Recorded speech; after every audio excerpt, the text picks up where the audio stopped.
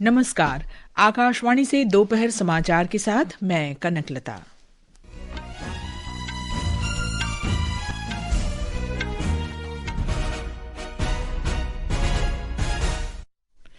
प्रधानमंत्री नरेंद्र मोदी ने परीक्षा पे चर्चा कार्यक्रम में विद्यार्थियों से बातचीत की।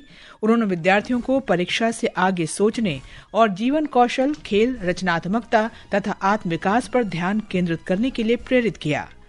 प्रधानमंत्री मोदी ने नई दिल्ली में सेशल्स के राष्ट्रपति पैट्रिक एरमिनी के साथ बातचीत की। सोशल हाउसिंग, रक्षा और समुद्री सुरक्षा में सहयोग के लिए 17 करोड़ 50 लाख डॉलर के विशेष आर्थिक पैकेज की घोषणा की। भारत और सेशल्स ने स्वास्थ्य, मौसम विज्ञान, इलेक्ट्रॉनिक्स और सूचना प्रौद्योगिकी तथा सुशासन सहित विभिन्न क्षेत्रों में 7 समझौता ज्ञापनों पर हस्ताक्षर किए। विभिन्न मुद्दों पर विपक्ष के हंगामे के बाद लोकसभा की कार्यवाही कल तक के लिए स्थगित। और पुर्तगाल में सोशलिस्ट पार्टी के अंतोनियो जूजे सेगुरो ने राष्ट्रपति चुनाव में आंद्रे वेंतुरा को हराकर जीत हासिल की।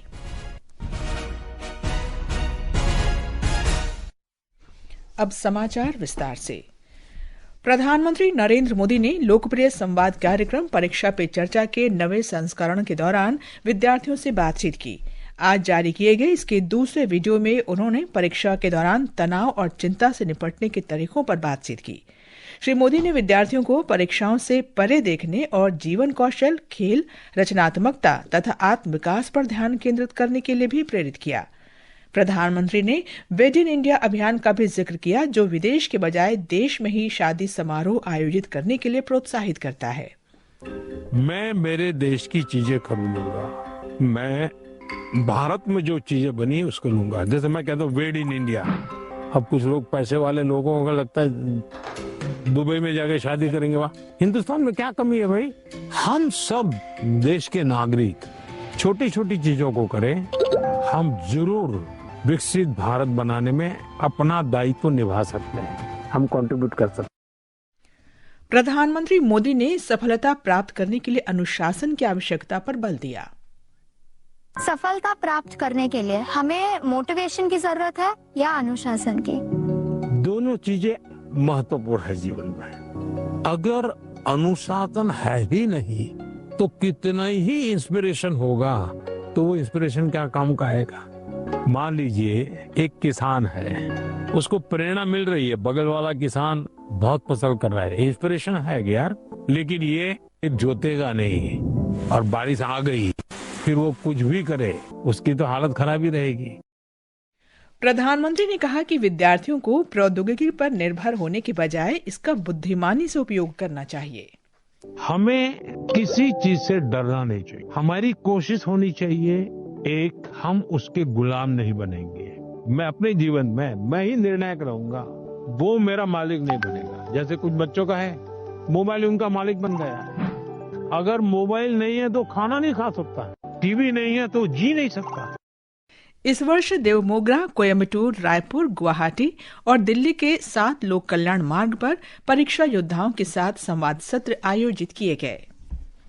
प्रधानमंत्री नरेंद्र मोदी ने सेशल्स के लिए 17 करोड़ 50 लाख डॉलर के विशेष आर्थिक पैकेज की घोषणा की है। नई दिल्ली में सेशल्स के राष्ट्रपति डॉक्टर पैट्रिक एरमिनी से मुलाकात के बाद संवाददाता सम्मेलन में श्री मोदी ने कहा कि भारत और सेशल्स ने स्वास्थ्य, मौसम विज्ञान, इलेक्ट्रॉनिक्स और सूचना प्रौद्योगिकी तथा सुशासन सहित विभिन्न क्षेत्रों में 7 समझौता ज्ञापनों पर हस्ताक्षर किए हैं। हमारे सभी प्रयास सेशल्स की प्राथमिकताओं और आवश्यकताओं पर आधारित हैं। इस दिशा में आगे बढ़ते हुए आज हम $175 मिलियन के स्पेशल इकोनॉमिक पैकेज की घोषणा करने जा रहे हैं। यह पैकेज सोशल हाउसिंग, ई मोबिलिटी, वोकेशनल ट्रेनिंग, स्वास्थ्य, रक्षा और मैरीटाइम सिक्योरिटी जैसे क्षेत्रों में ठोस परियोजनाओं को सपोर्ट देगा।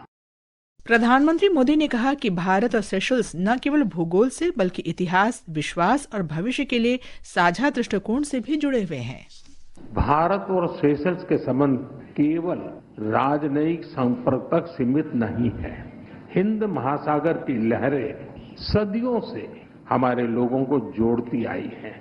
हमारा नाता कल, आज और आने वाले कल का है। एक मैरीटाइम नेबर और विश्वसनीय साझेदार के रूप में सेशल्स भारत के महासागर विजन का अभिन्न अंग है। प्रधानमंत्री ने सेशल्स के सिविल सेवकों के भारत में प्रशिक्षण के लिए समझौता ज्ञापन पर हस्ताक्षर होने पर खुशी व्यक्त की। सेशल्स के राष्ट्रपति डॉक्टर पैट्रिक एरमिनी ने कहा कि उनकी ये यात्रा दोनों देशों के बीच लंबे समय से चली आ रही मित्रता और आपसी सम्मान को दर्शाती है।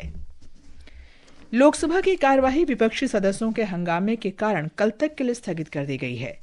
दोपहर 12 बजे पहले स्थगन के बाद जब सदन की कार्यवाही दोबारा शुरू हुई तो संबंधित मंत्रियों ने अपने अपने मंत्रालयों के दस्तावेज पेश किए।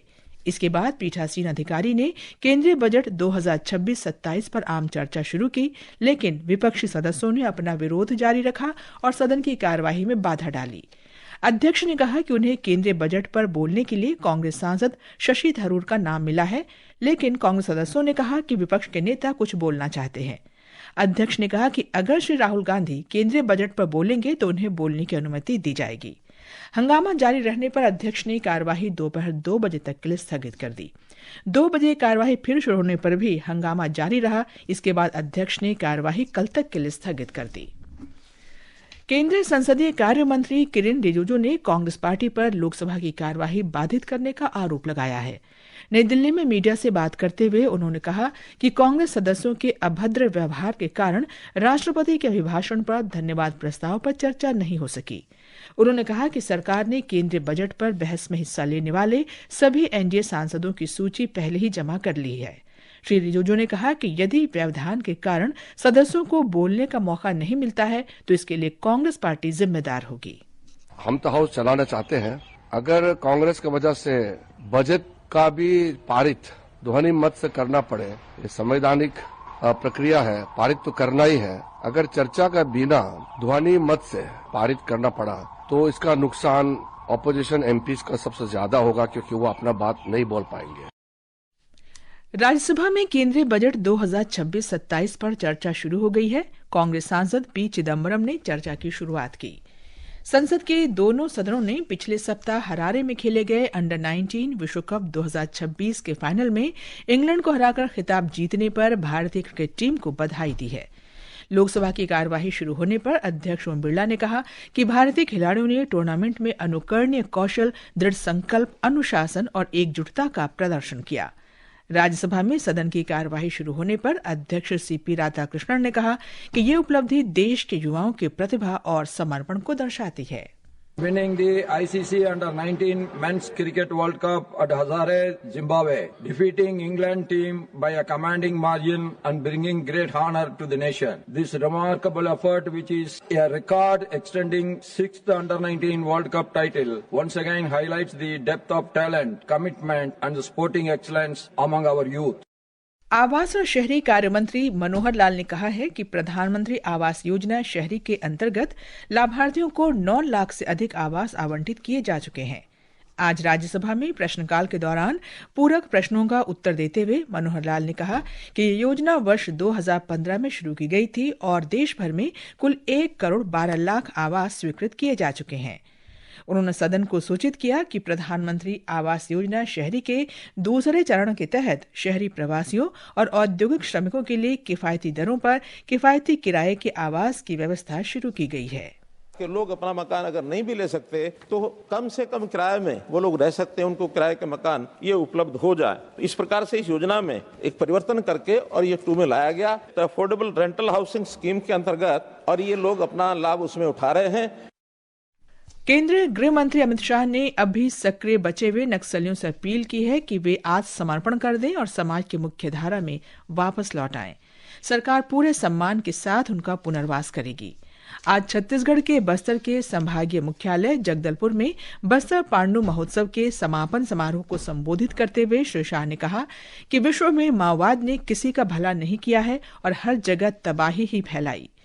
बस्तर की संस्कृति और कला की सराहना करते हुए केंद्रीय गृह मंत्री ने कहा कि यहाँ की संस्कृति भारत की संस्कृति का आभूषण है। बस्तर की कला, संस्कृति, गान, नाट्य ये सिर्फ बस्तर का आभूषण नहीं है, ये पूरे भारत की संस्कृति का आभूषण है।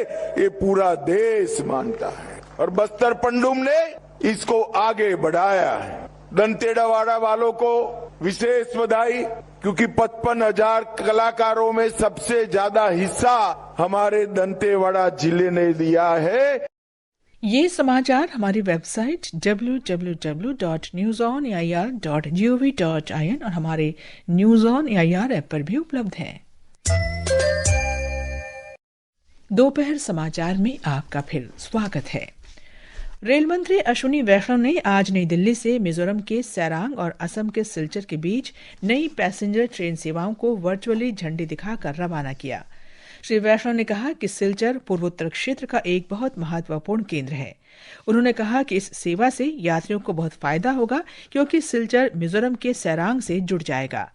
कार्यक्रम के बाद मीडिया से बातचीत में रेल मंत्री ने कहा कि प्रधानमंत्री नरेंद्र मोदी के नेतृत्व में पूर्वोत्तर क्षेत्र के लिए 11,000 करोड़ रुपए से ज्यादा का रेलवे बजट आवंटित किया गया है।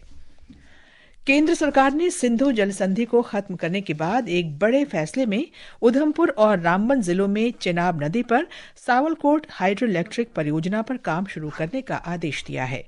इस परियोजना की निर्माण लागत 5,129 करोड़ रुपए आंकी गई है। इसे पूरा होने में लगभग 9 वर्ष लगने की उम्मीद है। इंडिया एआई इम्पैक्ट समिट 2026 के शिखर सम्मेलन पूर्व का एक कार्यक्रम आज नई दिल्ली में CSIR राष्ट्रीय विज्ञान संचार और नीति अनुसंधान संस्थान ने आयोजित किया। संगोष्ठी का विषय था मानव केंद्रित एआई और सतत विकास, ऊर्जा सुरक्षा के लिए समग्र मार्ग। इंडिया एआई इम्पैक्ट समिट 16 फरवरी से शुरू होकर 20 फरवरी तक चलेगा। ये समाचार आकाशवाणी से प्रसारित किए जा रहे हैं। ताज़ा समाचार जानने के लिए आप हमारे social media handle @AIR news Hindi को फॉलो कर सकते हैं। ये आकाशवाणी है। पुर्तगाल में मध्य वामपंथी समाजवादी उम्मीदवार अंतोनियो जूजे सेगुरो ने राष्ट्रपति चुनाव के दूसरे चरण में दक्षिणपंथी नेता आंद्रे वेंतुरा पर शानदार जीत दर्ज की। मतदान के बाद सर्वेक्षणों के अनुसार उदारवादी सेगुरो ने लगभग 70% मत प्राप्त किए हैं। वेंतुरा को लगभग 30% वोट मिले।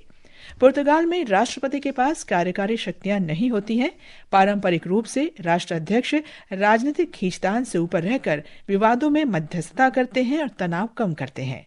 सेगुरो मार्च में निवर्तमान राष्ट्रपति मार्सेलो रेबेलो डी सूसा का स्थान लेंगे। डी सूसा ने 5 वर्ष के 2 कार्यकाल की संवैधानिक सीमा पूरी कर ली है। मौसम विभाग ने पूर्वी उत्तर प्रदेश में कल कोहरा छाए रहने का पूर्वानुमान लगाया है।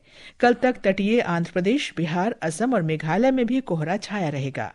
विभाग ने अगले 2 दिन तक जम्मू कश्मीर, लद्दाख, गिलगित बाल्टिस्तान, मुजफ्फराबाद, हिमाचल प्रदेश और उत्तराखंड में छिटपुट बारिश या बर्फबारी की संभावना जताई है। आकाशवाणी का समाचार सेवा प्रभाग आज रात 9:30 बजे फोन इन कार्यक्रम पब्लिक स्पीक में ऑनलाइन गेमिंग की लत युवाओं के स्वास्थ्य के लिए एक बढ़ता खतरा विषय पर परिचर्चा प्रसारित करेगा। कार्यक्रम के दौरान श्रोता ऑनलाइन गेमिंग से संबंधित खतरों, मानसिक स्वास्थ्य पर इसके प्रभाव, लत से छुटकारा पाने के तरीकों और इससे जुड़े अन्य मुद्दों के बारे में प्रश्न पूछ सकते हैं। कार्यक्रम के दौरान श्रोता 011-233-10481, 011-23717-117, 011-23717-106 और 011-233-14444 पर अपने प्रश्न पूछ सकते हैं। पुरुष T20 क्रिकेट में कोलकाता में स्कॉटलैंड ने इटली को 73 रन से हरा दिया है। प्रतियोगिता में कोलंबो में 3 बजे से जिम्बाब्वे और ओमान आमने सामने होंगे। शाम 7 बजे अहमदाबाद में दक्षिण अफ्रीका का सामना कनाडा से होगा। अंत में मुख्य समाचार एक बार फिर। प्रधानमंत्री नरेंद्र मोदी ने परीक्षा पे चर्चा कार्यक्रम में विद्यार्थियों से बातचीत की। उन्होंने विद्यार्थियों को परीक्षा से आगे सोचने तथा जीवन कौशल, खेल, रचनात्मकता और आत्मविकास पर ध्यान केंद्रित करने के लिए प्रेरित किया। प्रधानमंत्री मोदी ने नई दिल्ली में सेशल्स के राष्ट्रपति पैट्रिक एरेमिनी के साथ बातचीत की। सोशल हाउसिंग, रक्षा और समुद्री सुरक्षा में सहयोग के लिए 17 करोड़ 50 लाख डॉलर के विशेष आर्थिक पैकेज की घोषणा की। भारत और सेशल्स ने स्वास्थ्य, मौसम विज्ञान, इलेक्ट्रॉनिक्स और सूचना प्रौद्योगिकी तथा सुशासन सहित विभिन्न क्षेत्रों में 7 समझौता ज्ञापनों पर हस्ताक्षर किए। इसके साथ ही दोपहर समाचार का ये अंक समाप्त हुआ। नमस्कार।